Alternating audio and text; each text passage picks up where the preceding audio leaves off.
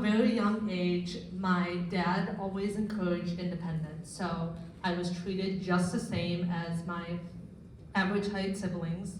I did everything just the same. And also I probably, just as Ames was saying, I would beat up my brother, and I acted like I was 6 foot beating up my brother. But I was very grateful to have a dad that raised me in the fact of I was just like everyone else, because as I grew older, it taught me independence. But at the same time, being different wasn't always highlighted, especially around my body, my weight, and what was supposed to look like as the little person look. And what I mean by that is by the time I was 16, that pressure led me to have an eating disorder. I hated my body, I hated being a little person, and I hated constantly needing accommodations in a world that was not meant for me. And at 17, I was hospitalized with a severe eating disorder. And I was told by the doctor that if I didn't come in, I was very close to dying. And even after treatment, I didn't actually recover. I just kind of coasted, and I just kind of made it seem like I was recovered when I was not. Because again, I was still never addressing the underlying fact of no one understood me and me being a little person. The dietitian, the doctors I saw, they were not trained in skeletal dysplasia, in achondroplasia, or in dwarfism. And Medicaid, as we know, does not cover out-of-state doctors or does not usually cover specialty doctors.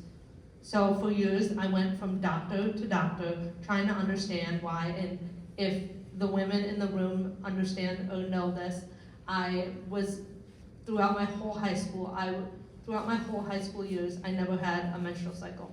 And I went from doctor to doctor trying to understand why I never had one.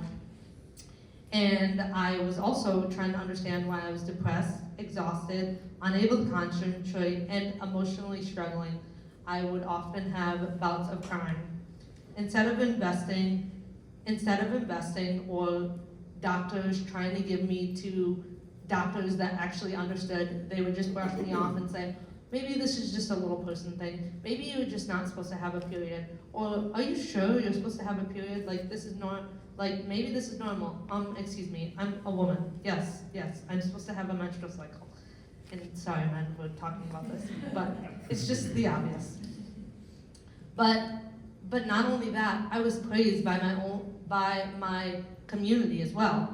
I was told, you look great, you're skinny, like you have the perfect body. But in reality, I was literally dying.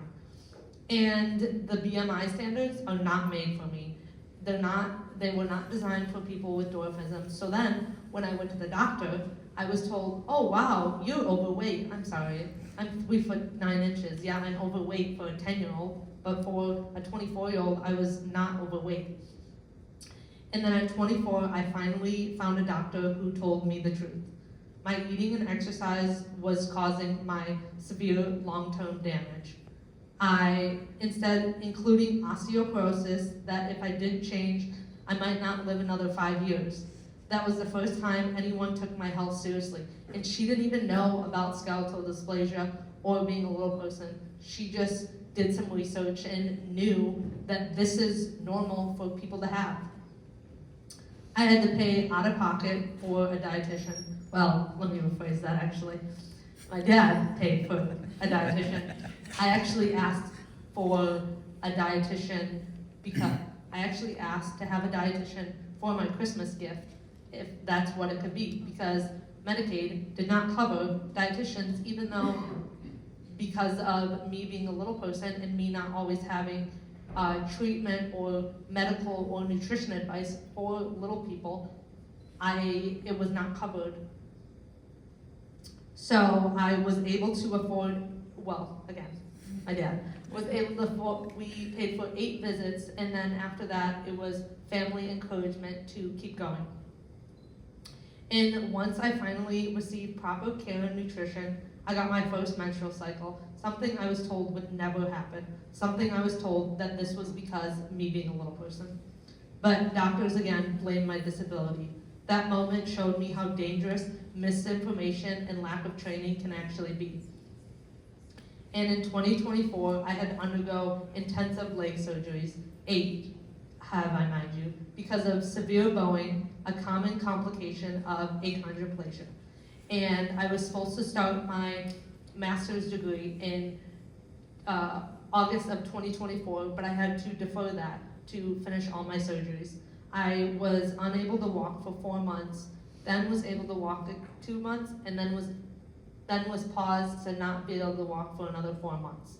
Michigan did not have enough specialties for little people, so I had to travel out of state for medical necessary surgery. And not only did I have to travel out of state, but someone had to come with me because how can I do anything when I only have one leg? Like, come on. And as I said, Medicaid did not cover this, so I had to change my insurance, apply for disability, quit my job, defer my master's, and completely uproot my life. And again, not only uproot my life, but so I had to stay there for 6 weeks to get one leg done and then the other leg done. So I needed someone to stay with me.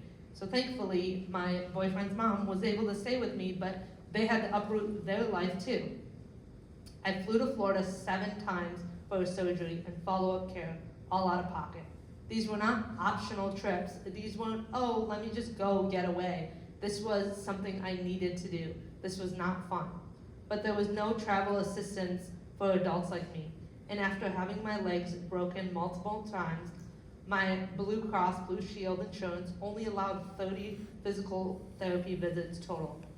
And let me tell you, again, my leg was broken 3 times in one spot, and I only had 30 visits for both legs. When I was in the physical therapy, I think this was a very highlighted moment. I was in the physical therapy and the lady goes, oh yeah, one of the patients, she goes, oh yeah, I've had my leg broken. I've had my leg broken before too. Right now my ankle's broken, so I can totally understand your pain. As I have a whole contraption on my leg, I'm like, pretty sure it's not the same. But okay, you go right ahead and think that. So my point in being is I only had 30 visits, and thankfully the physical therapist at the time didn't even want to charge me. She was like, I'm not gonna charge you, you're gonna come 60 times, but she was like, I'm not getting paid for this, but I want you to do better. And she was the only one that was allowed to see me. She didn't want anyone else to touch me because I had a big contraption on my legs and no one else knew about it. So throughout all this, my mental health suffered deeply. I was isolated, unable to work, unable to move, and unable to access therapy across state lines because of insurance. But thankfully, I had such big of a support system, but as you know, you need doctor's support as well. And I am now pursuing my master's degree to become a dietitian because I don't want other little people to go through what I did. Representation in healthcare matters. Patients deserve a provider who understands their body and lived experience. So I don't want to just say, I don't want my patients to just feel like they have someone that understands. I want to have my patients be able to know that I've experienced the exact same pain that they've been through. And being a little person is not just about height. So many times people just think, oh, I just can't reach this, I just can't reach that. No, it is mental that is probably the hardest thing that I've been through. And it's not just about inaccessible counters, being stared at in public. I mean, that is always hard too, but that is not the hardest thing. Being talked down to as an adult, constantly needing accommodations, and being left out of disability conversations altogether, because again, we're rare diseases. We often don't get thought about.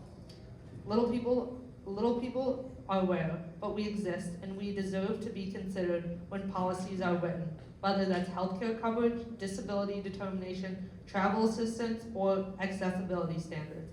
I'm asking you to help ensure that Michigan recognizes the unique medical and mental health needs of people with dwarfism, expands insurance coverage for specialized care, allow out-of-state coverage when necessary, and include little people in disability and accessibility planning. With better policy and understanding, my lives and the lives around me, like me, would be easier, but it would be fairer, safer, and more dignified. And I just want to say, I am also so grateful for so many organizations around me that have been able to make more accommodations. This is Little People of America, this is Little Legs Big Heart in Florida, and so many others like that. And I also just want to thank so many of the doctors that have, because I know there's doctors out there that have researched skeletal dysplasia, even though they never even knew about it, just to be able to help other patients. So there's so many, and I know I've highlighted downsides, but I also just want to highlight good things of, I know there's doctors out there researching, educating, and I also thank my family too. So thank you so much for allowing me to be here.